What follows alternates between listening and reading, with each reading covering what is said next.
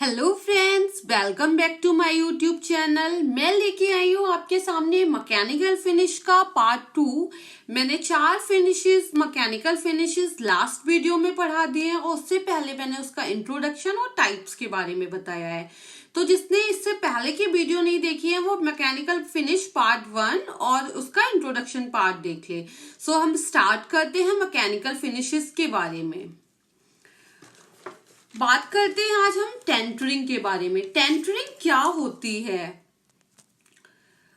टेंटरिंग प्रक्रिया जो होती है वो वस्त्र को समान चौड़ाई का बनाती है। क्या करती है? समान चौड़ाई का बनाती है। देखो आप, ये एक इमेज लगी हुई है, इसमें आप देखो कि किस तरीके से ये चौड़ाई मतलब समान चौड़ाई प्रदान कर रही है इसको। इसमें क्या होता है, जैसे जब कपड़ा वीविंग से उतरता है तो क्या होता है, जगह जगह पे तो टेढ़ी मेढ़ी मतलब होती है, कपड़ा असमान आकृति का होता है और आकार जो होता है वो अस्थिर रहता है। तो उसे सुधारने के लिए, उसकी स्लीवलेस को सुधारने के लिए हम क्या करते हैं?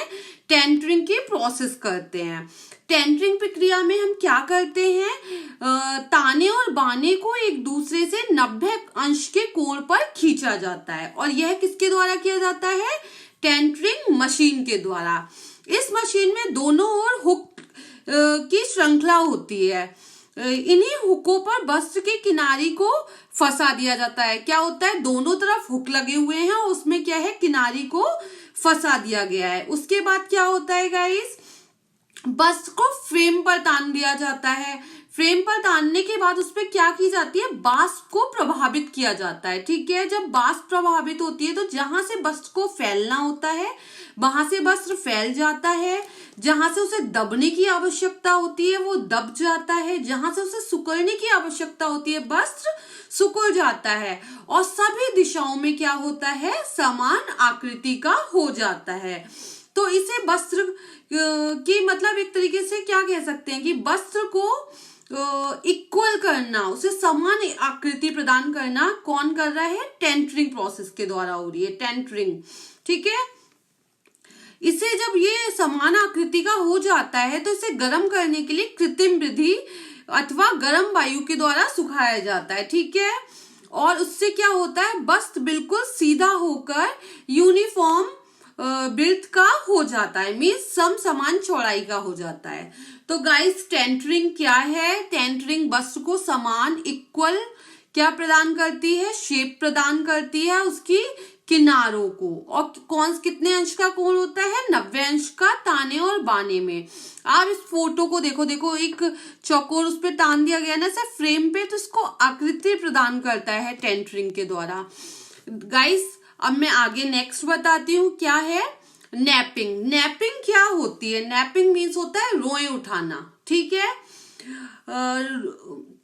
वस्त्र की सतह पर रोए उठाकर वस्त्र को सुंदर एवं आकर्षक बनाया जाता है। क्या किया जाता है? सुंदर और आकर्षक। देखो इमेज में नैपिंग का में उठे हुए हैं ना रोए। इस विधि में क्या होता है? 2 चीजें हो सकती हैं। कई बार ना हम दोषों को सुधार सकते हैं और उन्हें छुपाने का कार्य किया जाता है। कई बार हम उसको मतलब वस्त्र को, उसकी ब्यूटी को एनहांस करने के लिए नैपिंग की प्रोसेस करते हैं। नैपिंग के प्रोसेस में क्या होता है? परिसज्जा के लिए ना कांटेदार रोलरों के ऊपर से गुजारा जाता है और जो कांटेदार रोलर होते हैं उनमें क्या होता है? कांटों में फंस कर समान ऊंचाई के रोए उठ जाते हैं। बाद में इन रोए को एक समान लंबाई में क्या करते हैं? हम कट कर देते हैं, जिससे वस्त्र रोएदार बन जाते हैं। इससे वस्त्र में क्या आती है? सॉफ्टनेस आती है और वार्मनेस आती है। आपका रोए के वाले वस्त्रों के बीच में ना हवा ठहर जाती है। इसमें क्या होती है? एयर जो होती है वो ठहर जाती है और ये वस्त्र कैसा होता है? गर्म हो जाता है। कॉटन और फ्लेक्स क्लॉथ्स पर के वस्त्र इसी विधि से बनाए जाते हैं। कॉटन और फ्लेक्स के जो वस्त्र हैं वो इसी विधि से बनाए जाते हैं। तो गाइस, ये था नैपिंग। नैपिंग क्या कर रहा है? नैपिंग आपके कपड़ों में क्या कर रहा है? रोए उठा रहा है। किसके द्वारा? रोलर में हुक लगे हुए हैं, वो उसको उठा रहे हैं और फिर क्या कर रहे हैं? कट कर रहे हैं और समान आकृति प्रदान कर रहे हैं। और नैपिंग क्या करता है? मतलब जब रोए उठते हैं उसमें वार्म प्रदान करते हैं। तो गाइस, ये था नैपिंग। अब मैं नेक्स्ट की बात करती हूँ आपसे। कलैंडरिंग। कलैंडरिंग क्या होता है? कलैंडरिंग ना प्रेस का एक टाइप है। जैसे हम घर में क्या करते हैं, प्रेस करते हैं ना कपड़ों पे, क्या होता है प्रेस करने से घर में कपड़ों में चमक आती है, कोमल होते हैं और बस चिकना हो जाता है। तो वही प्रोसेसिंग हम मशीनों के द्वारा करेंगे। कलैंडरिंग प्रक्रिया में वस्त्र को स्टील के रोलर, देखो रोलर है ना, भारी रोलरों के बीच में से होकर गुजारा जाता है। ये रोलर्स जो है ये कैसे होते हैं? गरम होते हैं।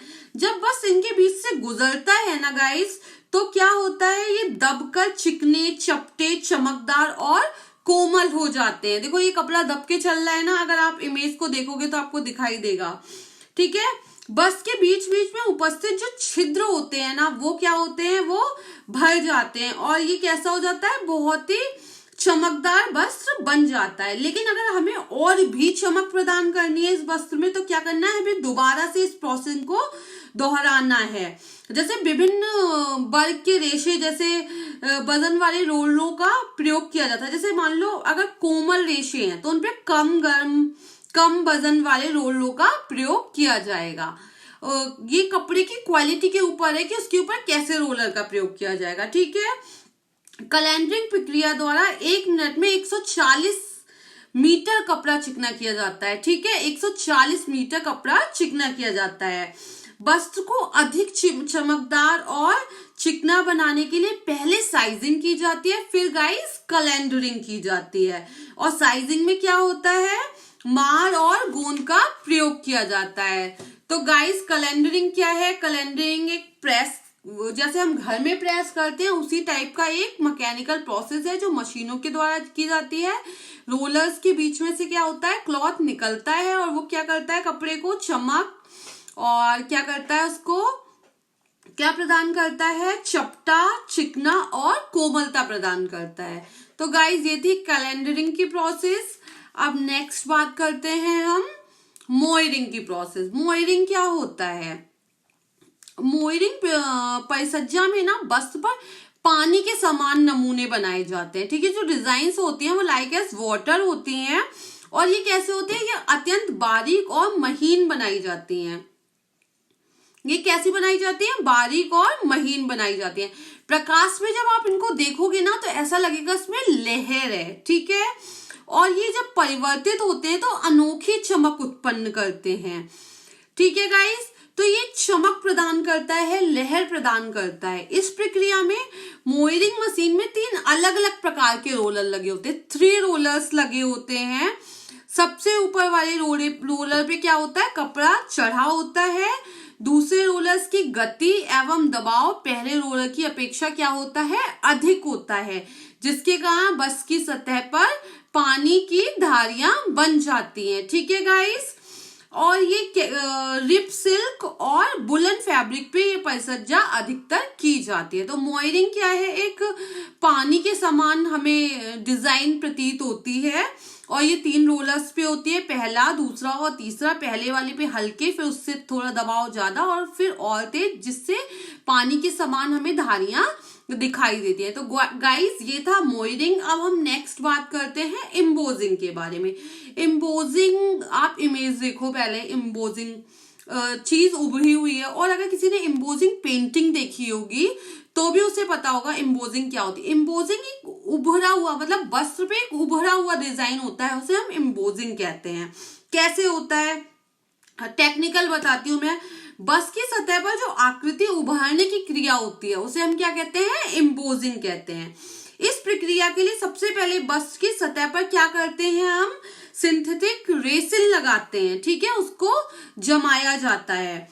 रोलरों को पहले ही क्या होते हैं, नमूने खुदे होते हैं। जब गर्म भारी खुदे हुए रोलरों के बीच में से वस्त्र को गुजारा जाता है तो क्या होता है, उस पर दबाव पड़ता है। जो नमूने रोलर्स पे खुदे होते हैं वे वस्त्र की सतह पर क्या होते हैं, अंकित हो जाते हैं। जैसे ये रोलर होगा, उसके बीच में से कपड़ा निकला होगा तो जो नमूना था वो उस वस्त्र पे क्या हो गया, छप गया। ये वस्त्र की सतह पर क्या होते हैं, छप जाते हैं। ठीक है guys, for example nylon, Dacron, polyester आदि के लिए संश्लेषित रेजिन अथवा अन्य सहायक पदार्थ आवश्यकता नहीं होती है। ठीक है, नायलॉन, डेक्रॉन और पॉलिस्टर के लिए सिंथेसिस रेजिन और अन्य पदार्थों की आवश्यकता नहीं होती है। बिना रेजिन लगे वस्त्रों को जब रोलरों के बीच से होकर निकाला जाता है तो स्वतः क्या करते हैं, नमूने उभर कर आते हैं और इस प्रोसेस को हम क्या कहते हैं, एम्बोजिंग परिसज्जा या एम्बोजिंग फिनिश कहते हैं। ठीक है गाइस, ये दो तरीके से होते हैं एम्बोजिंग फिनिश, एक होती है मैकेनिकल और एक होती है केमिकल। तो जो मैकेनिकल होती है वो मशीन में नमी, ताप और वाष्प की सहायता से की जाती है। ठीक है, और जो केमिकल होती है वो एम्बोजिंग के लिए पहले सतह पर, अभी मैं आपको कई बार ये वर्ड का यूज कर चुकी हूँ, सिंसलेटेड रेजिन लगा दी जाती है। ठीक है, और एक चीज और, एक पॉइंट है जो आपको पता होना चाहिए, एम्बोजिंग किए हुए कपड़े पर कभी भी ब्लीचिंग नहीं करनी चाहिए, क्योंकि ब्लीचिंग का इसमें बहुत ज्यादा बुरा प्रभाव होता है। तो गाइज ये थे आपके 4 फिनिशेस जो मैंने आज पढ़ाई है, 4 और 5, टेंटरिंग, नैपिंग, कैलेंडरिंग और मॉयरिंग और एम्बोजिंग। अब मैं इसके नेक्स्ट फिनिशेस नेक्स्ट वीडियो में लेके आऊंगी। गाइज अगर आपको मेरा चैनल अच्छा लगता है तो please like my channel, subscribe my channel.